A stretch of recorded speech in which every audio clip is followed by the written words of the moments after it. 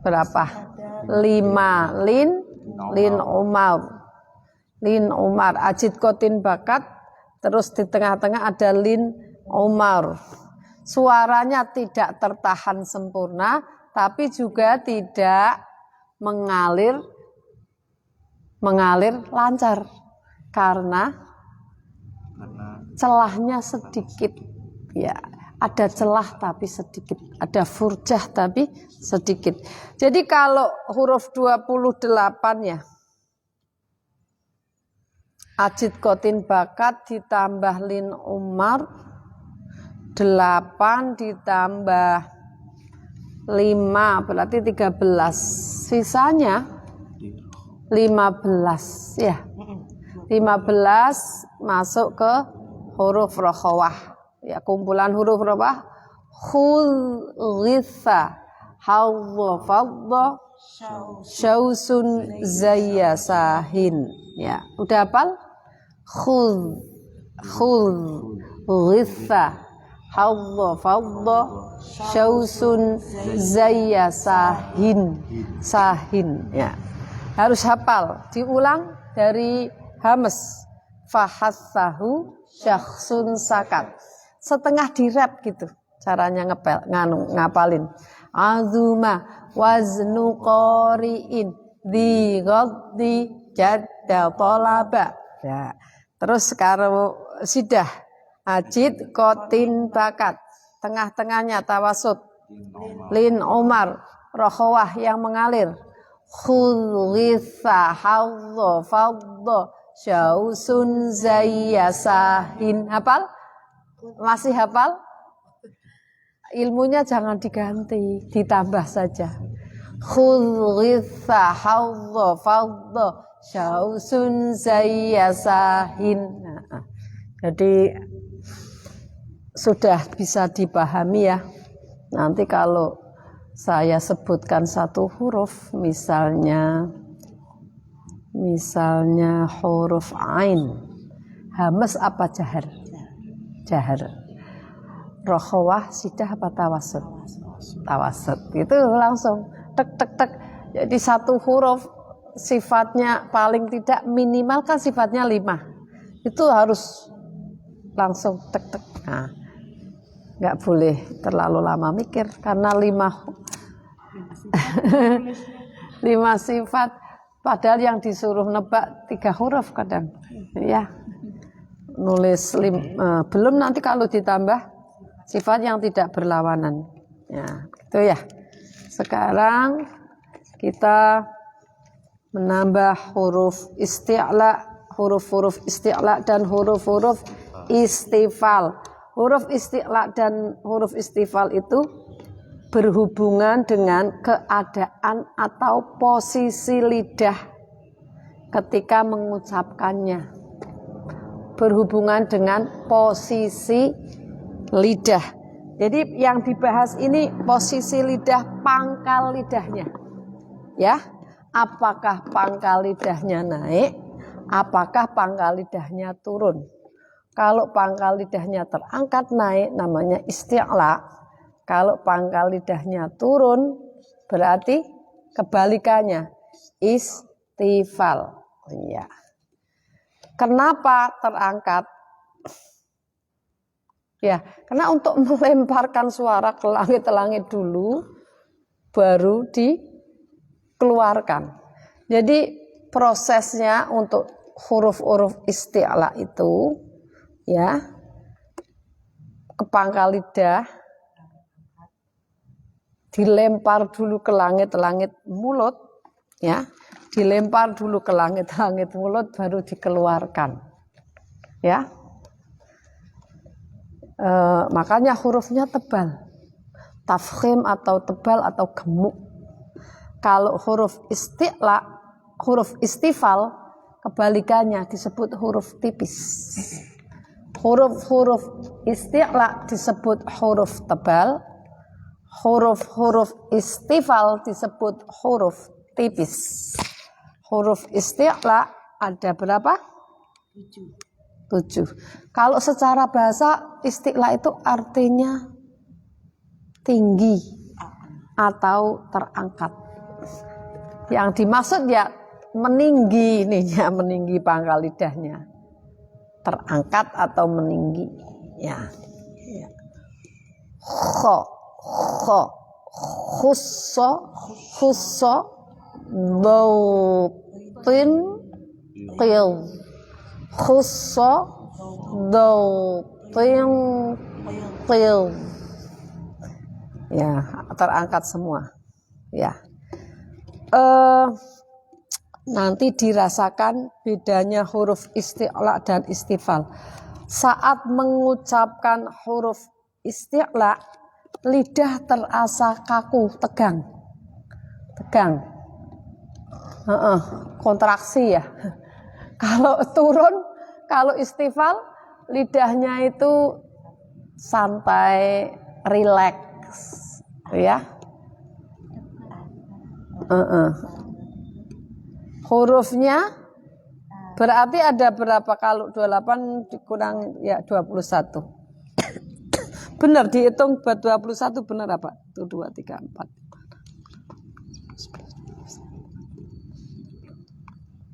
Iya 21. Sabata aizuman yujawidu harfahu id salasaka. Syaka. Tetap jaya orang yang ahli mentajwidkan huruf Al-Quran karena ia telah lulus dari keraguan. Jadi kalau orang yang belajar tajwid itu nanti mantap mengeluarkan huruf-huruf, ya mantap, nggak ragu-ragu lagi. Dihilang keraguannya sudah. Ya. Khussodo pingqid. Sekarang dirasakan.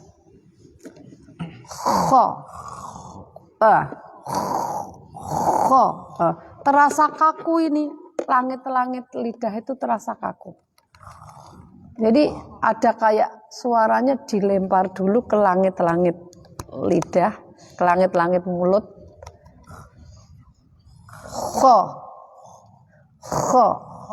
Khi, khu, so, si, su, do, di, du, lo, ri, ru, po, ti, tu, lo, ri, ru, lo, ri, ru.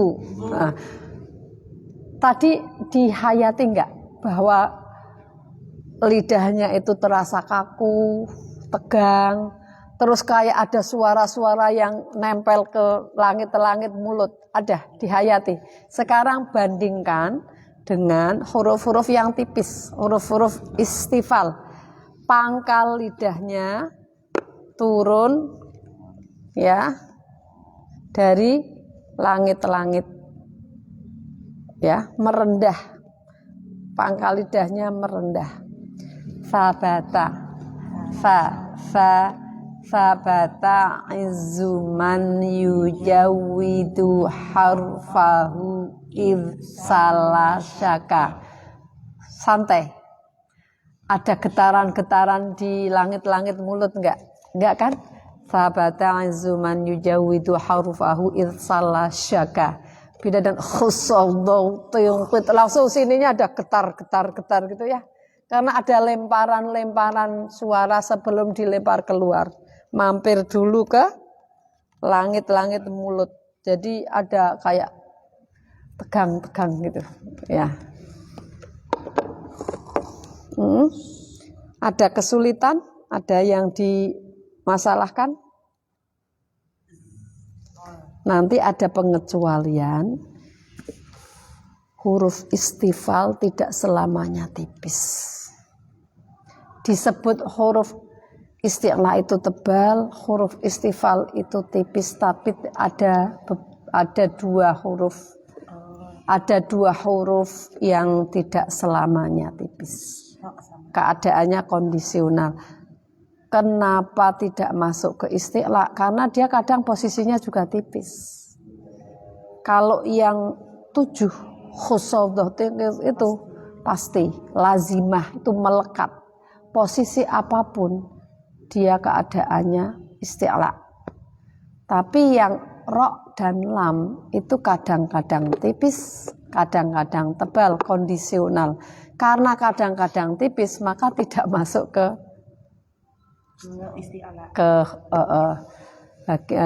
huruf isti'la. Ya. Jadi ada pengecualian di huruf ro dan lam. Nanti kita bahas tersendiri ya. Ya. Saya kemarin sudah menyampaikan, sudah mengutarakan bahwa masing-masing huruf mulai hamzah sampai ya, itu paling tidak mempunyai sifat 5. Jika sudah 5 itu terpenuhi, insya Allah huruf itu sudah sempurna. 5 itu sebetulnya intinya 3 hal saja. 3 hal saja. Yang pertama itu berkenaan dengan aliran udara. Apakah huruf itu harus mengalirkan udara atau menahan udara?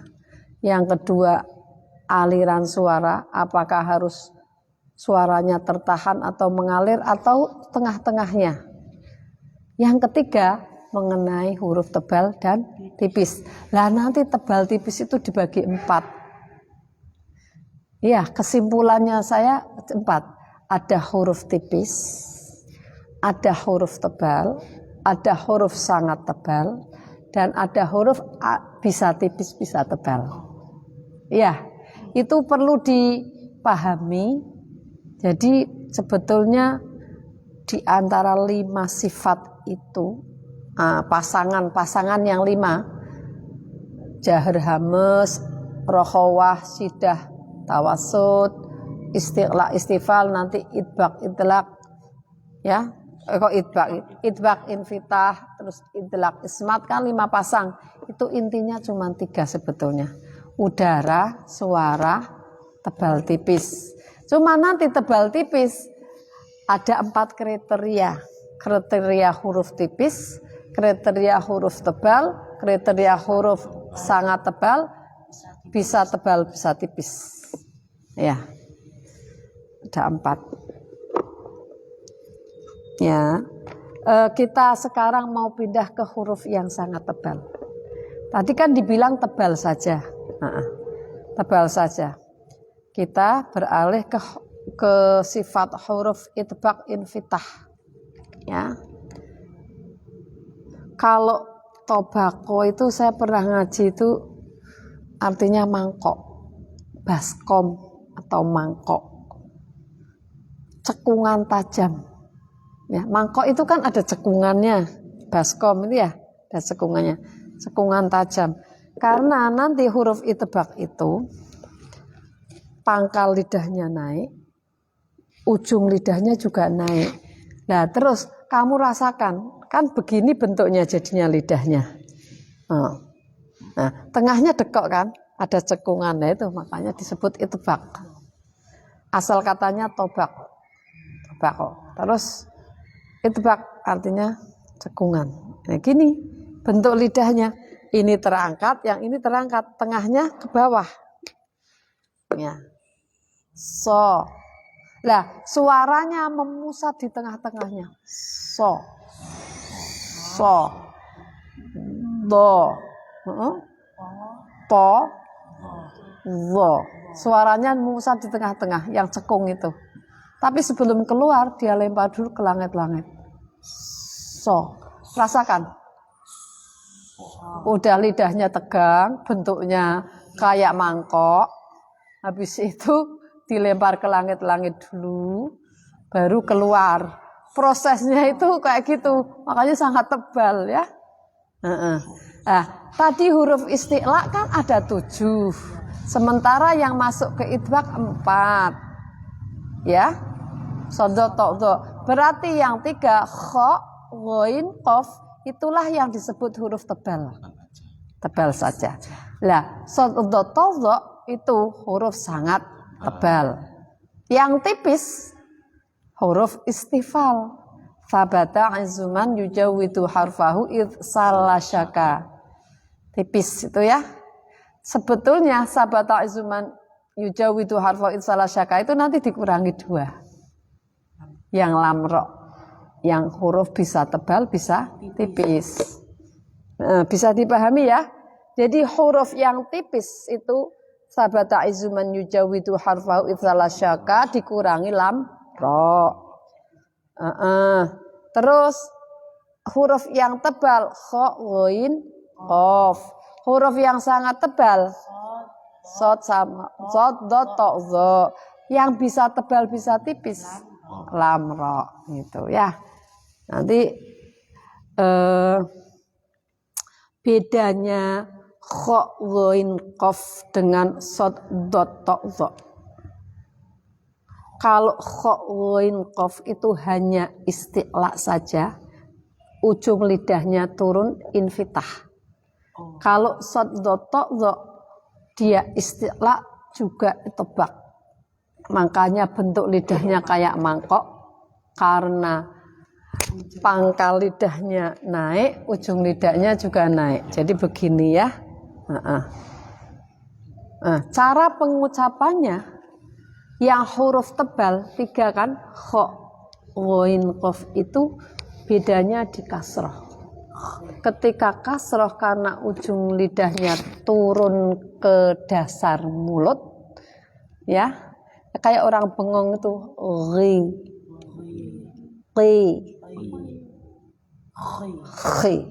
iya, pangkal lidahnya aja naik, ujung lidahnya turun. Jadi ada furjah, ada apa maksudnya ininya merenggang. Kalau yang 4 sod dot to zo itu celahnya sedikit, hampir-hampir kayak tidak ada celah. Karena hampir-hampir nggak ada celah, maka posisi kasroh pun dia tetap tebal banget. Ini kalau kha ghain qaf tadi nisbi. Apa ya kebalikannya mutlak nisbi itu. Yang sod dot to zo itu kan mutlak itu. Mau fathah, kasroh, dhammah, sukun, posisinya itu tetap itbaq kan. Kalau yang kha ghain qaf kan karena infitah, ketika kasroh kan dia gitu. Lidahnya turun. Jadi ketebalannya berkurang. Yang tak maksud nisbi tadi enggak mutlak, berkurang. Ketebalannya ketika kasroh kha ghain qaf itu berkurang. Yang huruf-huruf itbaq 4 itu sod dot to zo mutlak. Tetap si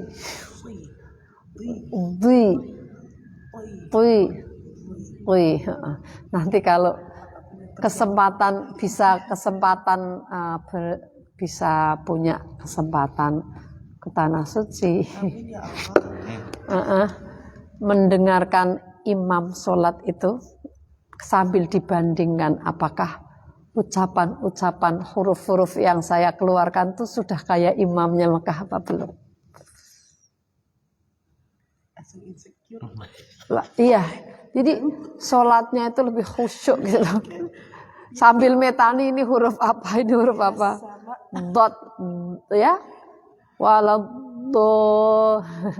Jadi kalau ya walaupun logatnya beda apa ya, tapi kalau ngaji kan ada Mbak sama dialek daerah kan dihilangkan. Kalau ngaji mau mungkin untuk nyanyi lagu-lagu Arab bisa dimaafkan, tawalud sedikit apa-apa. Pedok dikit. Pedok dikit. Tapi kan kalau kalau ngaji Quran harus pakem, nggak boleh. Sengaja merubah makhraj itu dosa.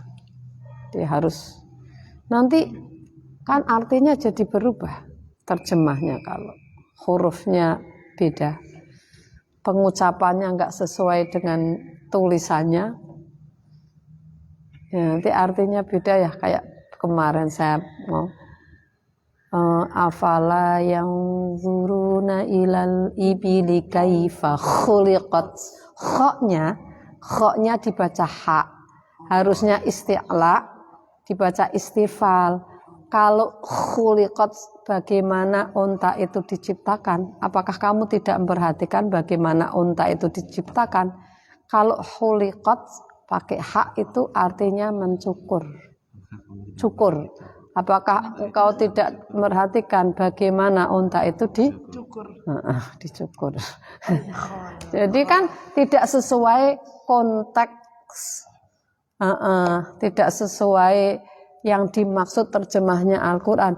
Padahal tujuan belajar makhorijul huruf dan sifatul kan liyalfadhu bi afshahil lughati, untuk memfasihkan bacaan Al-Quran. Makanya biar sesuai gitu loh.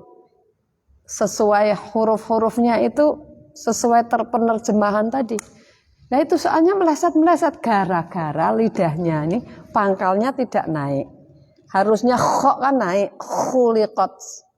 Karena pangkal lidahnya turun, istifal jadi hak kan, jadi khuliqat. Itu ya. Kayaknya remeh ya. Kayaknya remeh tapi sangat fatal. Terjemahnya melesetnya jauh. Begitu ya. Jadi kalau huruf-huruf infitah otomatis lebih banyak daripada huruf istifal. Karena istifal ditambah huruf 3. Kho, ghain, qaf. Jadi huruf terbanyak itu hurufnya infitah 24 ya. Man akhadha wujda sa'atin fazaka haqqalahu syurbu ghaithin. Hafal ya? Masih ya? Saddatadha. Kalau mau gini ya selain saddatadha, tapi ketika suruh menyebutkan huruf semuanya lama akhirnya. Mikir, kalau hafal enak langsung man akhadha wujda sa'atin fazaka qalahu surbu ghaithin, mim nun kan gitu. Ya. Jadi sudah bisa membedakan tebal tipis. Jadi ada huruf dari yang sangat tebal dulu ya. Coba. Shaddad, ta'dha, yang tebal.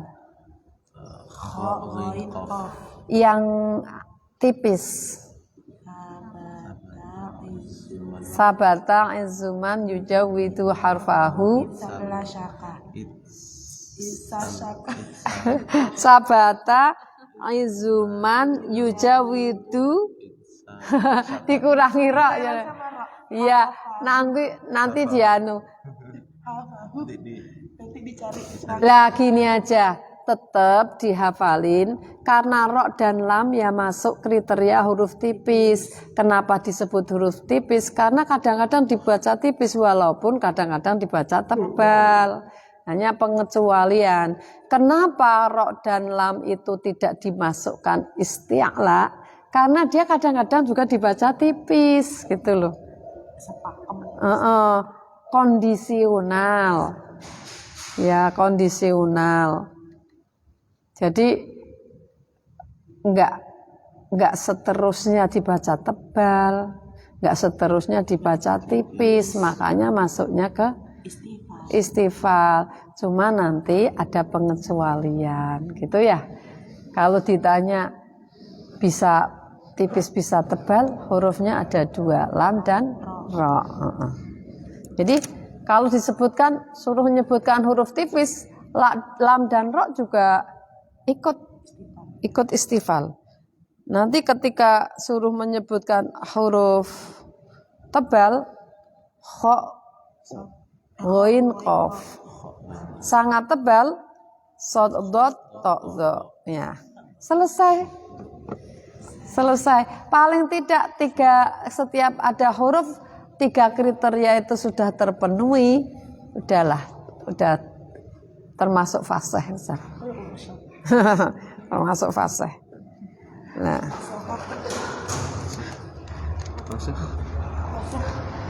iya. Kalau yang idlaq ismat itu ada beberapa ahli qura yang tidak memasukkan, nggak bahas. Itu nggak termasuk, bukan termasuk sifat huruf katanya. Karena hanya kriterianya itu kan huruf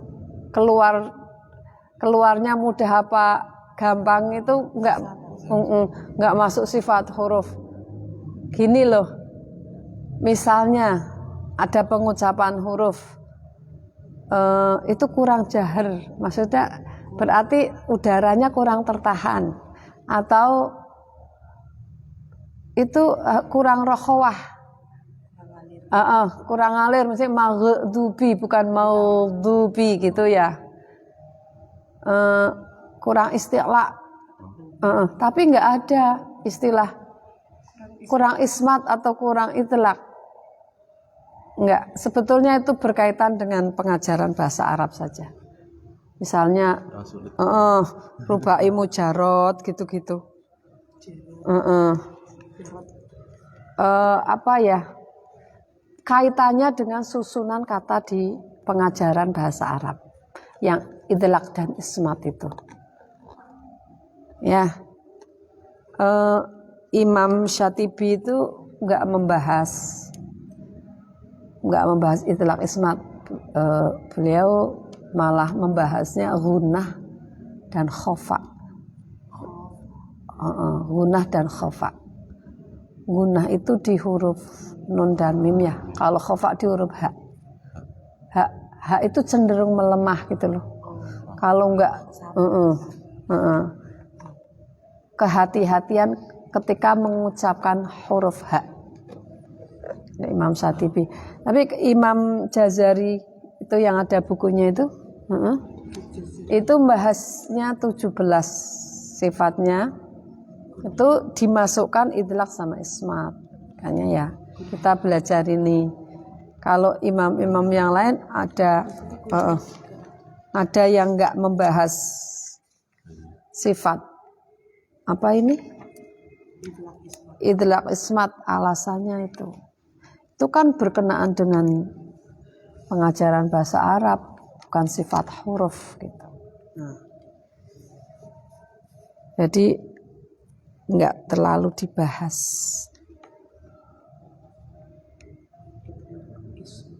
Idlaq ismat firamin lubi, karena ucapannya di bagian bibir bagian apa ini?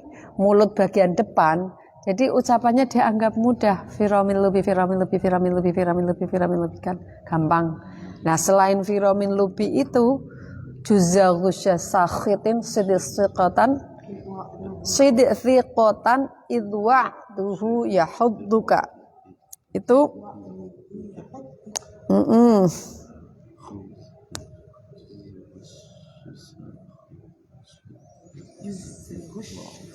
itu yang dianggap sulit.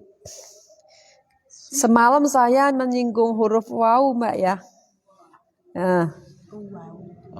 Wawu kenapa tidak idlaq? Karena makhrajnya antara dua bibir. Antara dua bibir, bibirnya ada furjahnya.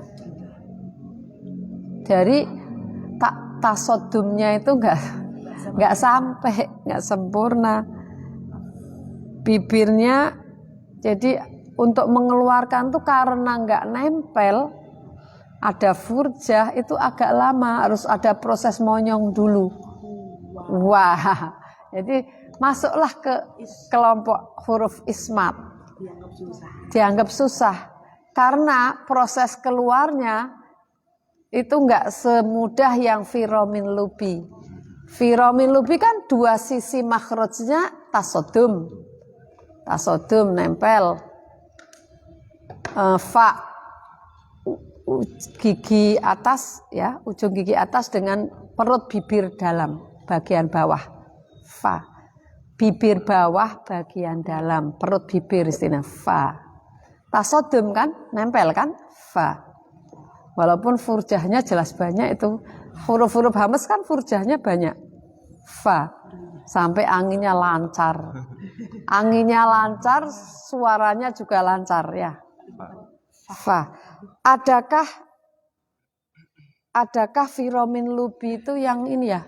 Oh ada ya, yang sidah ya. Ba. Tapi ininya mepet gampang gitu. Iya. Bagian ujung-ujung mulut itu Mbak, firomin lubi itu. Ro. Ujung lidah dengan gusi depan. Mim, nun, semua yang huruf-huruf idlaq itu ada tasodumnya. Firomin lubi. Lah, walaupun wawu itu huruf bibir di ujung mulut, tapi bukan termasuk huruf idlaq karena proses keluarnya ada saat-saat monyongnya juga. Kenapa harus monyong, menghimpun tenaga? Karena furjah, ada furjahnya. Enggak dua sisi makhrajnya tidak nempel tadi. Gitu ya. Tasodum. Mengenai huruf-huruf yang dia hames tapi sidah itu ada catatan di buku Jazariyah itu kayak tak sama kaf. Kaf dan tak di samping sidah dia juga hames. Jadi cara mengeluarkannya disidahkan dulu baru dihameskan. Sidah dulu, tahan suaranya, baru dihembus udaranya. Walaupun kita membahasnya jahar hames dulu, baru sidah rokhawah, tapi untuk pengucapannya sidah dulu, baru hames. Jadi yang ada kan yang tanya itu langsung hames, itu kalau saya pribadi loh, tidak sesuai teori itu.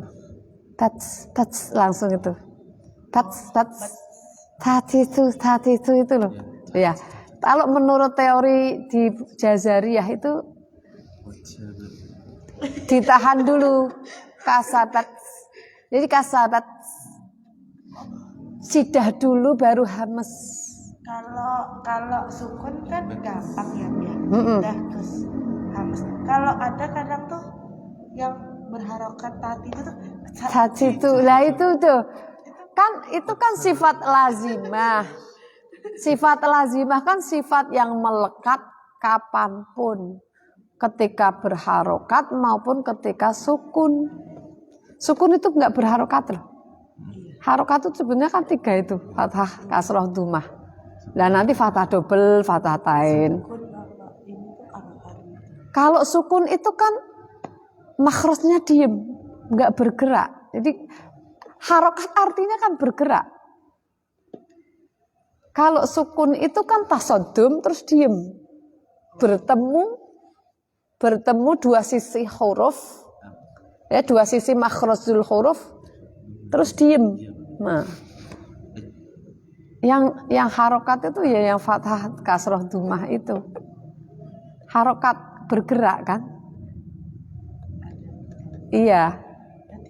Caci itu tuh enggak, kalau saya enggak menganut yang itu. Saya tadi itu. Tadi itu biasa. Iya. Karena kan sidah dulu baru hames. Cuman kalau berharokat hamesnya enggak terlalu kelihatan dibanding waktu sukun. Sidah dulu baru hames tabat angqadhahrak.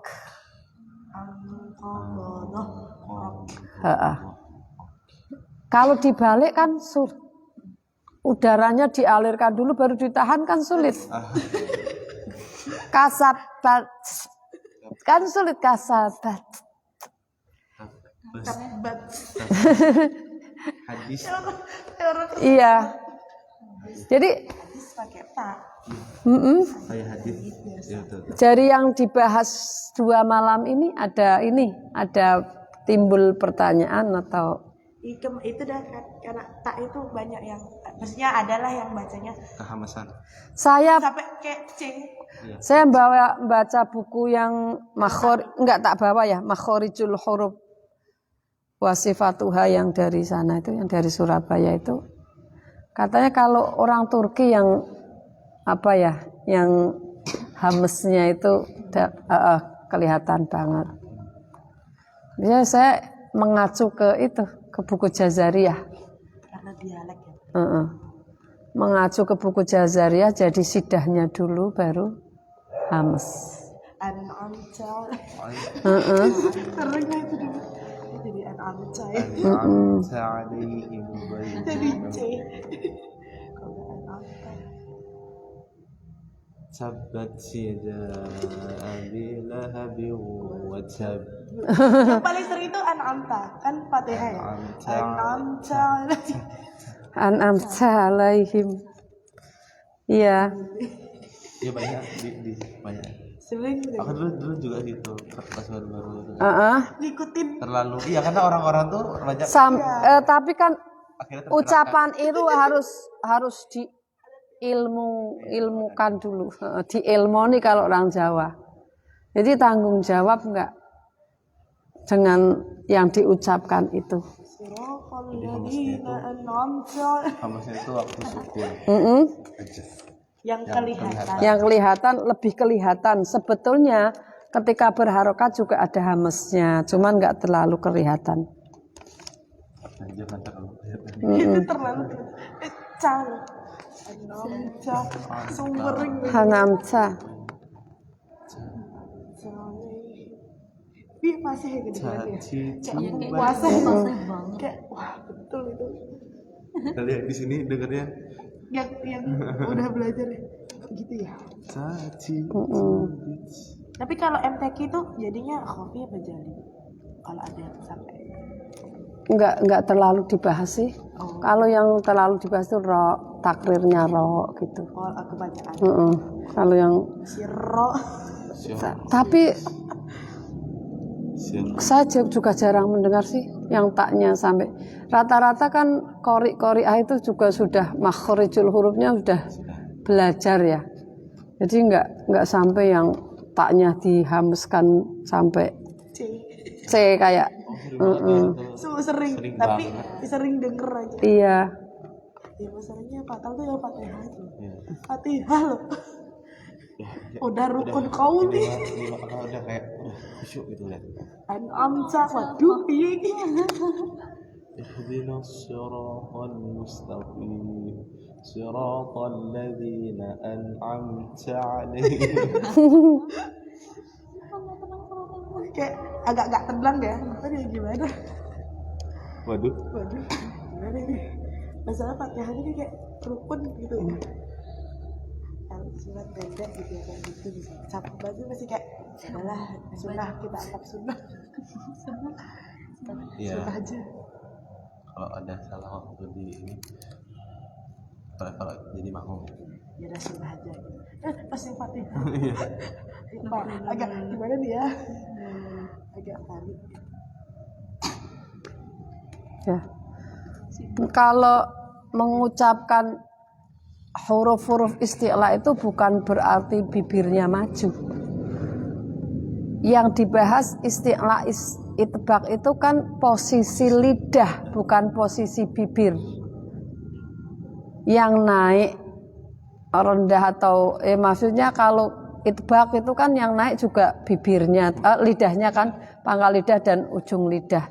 Jadi nggak ada kaitannya bibir. Kalau sampai bibirnya maju itu si ya, terutama kalau kasroh kan kelihatan sekali ya. Kalau dumah kan memang bibir maju itu haknya dumah dan haknya huruf wawu.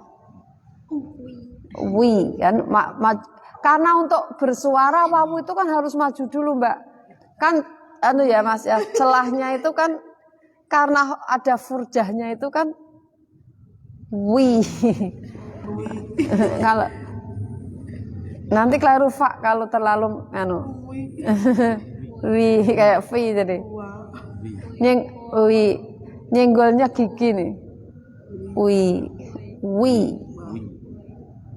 Jadi ketika kasroh ya bukan berarti wi, kan li, khi, ri. Apalagi yang huruf tebal itu kan infitah. Yang huruf sangat tebal pun yang naik kan lidahnya, bukan bibirnya, berarti ikut maju gitu. Si, di, ti, si, di, ti, di. Shadaqallahul azim, bukan azim, bukan. Karena monyongnya mulut itu haknya, majunya mulut itu haknya harokat dhammah dan huruf waw. Ya. Kalau ngajarin anak kecil, mereka belum bisa. Iya, untuk gini ya, melatih ya. Mereka proses. Lidahnya diangkat gimana, Bukan? Kalau makanya Bu Guru membawa replika mulut itu. Soalnya kan sekarang tuh kayak yang kelas 2, Dulu kelas 1 itu udah ada yang Quran, tapi mereka kan saya belikan replika mulut untuk Ula juga. Coba tanyakan ke Bu Eni. Beli 3 ya. Untuk Wusto 1, untuk Ula 1, terus ini untuk pribadi saya. Ini pribadi saya kemana-mana. Yang Wusto ada di lemari. Jadi tanyakan Bu Eni replika mulutnya di mana. Karena untuk menerangkan makhorijul huruf, kalau tanpa ini yang di dalam-dalam kan nggak kelihatan.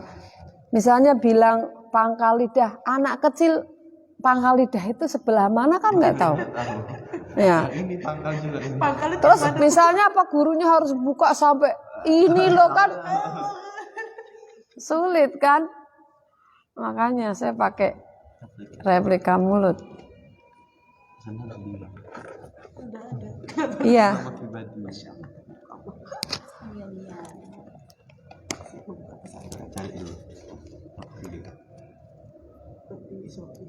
Ntar aku buka sarung. Baru mau jadi replika mulut. Kita dulu kok ada sarungnya bagus ya. Ikut sarungnya mereka dulu. Ya, menurut Syekh Aiman Suwaid ini ada min uyubin nutqi bis-shadi dhammus syafatain ya'malu syafataini fis-shadi lahnun wa khata'un yajibul ihtirazu minhu. Di antara kecatatan itu berarti jelek ya, cacat. Dalam mengucapkan huruf shad adalah memajukan bibir, menggunakan kedua bibir untuk mengunci huruf shad adalah lahan. Lahan itu kesalahan yang wajib dihindari. Jadi nggak sampai so, si, su, bukan so, si, su. Memang celah di mulut sedikit karena pangkal lidahnya naik, ujung lidahnya naik. Si, Kalau Syekh Qurayyim Rajih yang saya bilang,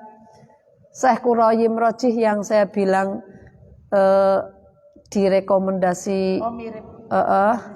siapa? UAS. Ulama Al-Quran yang kefasihannya mendekati Abdullah ibnu Mas'ud. Itu mencucunya bibir itu keliru. Saya pernah nyetel Qurayyim Rajih. Saya nyetel dari juz 30. Saya perhatikan yang kayak pertanyaannya Mas Danindra semalam. Ketika mengucapkan dal itu benar-benar dijangkau ujung lidahnya itu jangkau gigi atas. Za. Hati-hati sekali. Saya perhatikan huruf dalnya itu. Pas dal. Idzaru. Jadi zen. Kalau zal itu banyak itu. Kayak suaranya kayak zai. Apalagi yang anak kecil giginya ompong itu udah nggak bisa di. Nah itu kan pengecualian kalau giginya lagi ompong. Al-Azim atau zalika Mencelat lidahnya. Iki opong dua. Sering banget. Zalika humuz zalimun. Oh iya dah giginya opong. Ya nanti kalau udah tumbuh kita kasihin lagi ya. Iya. Gemes banget. Gunanya nggak tepat. Lagi pila. Aku nggak bisa. Aku pila. Nanti aja kan udah sehat. Ya berarti kesimpulannya yang naik itu lidahnya. Jadi tidak mempengaruhi bibir untuk maju, nggih.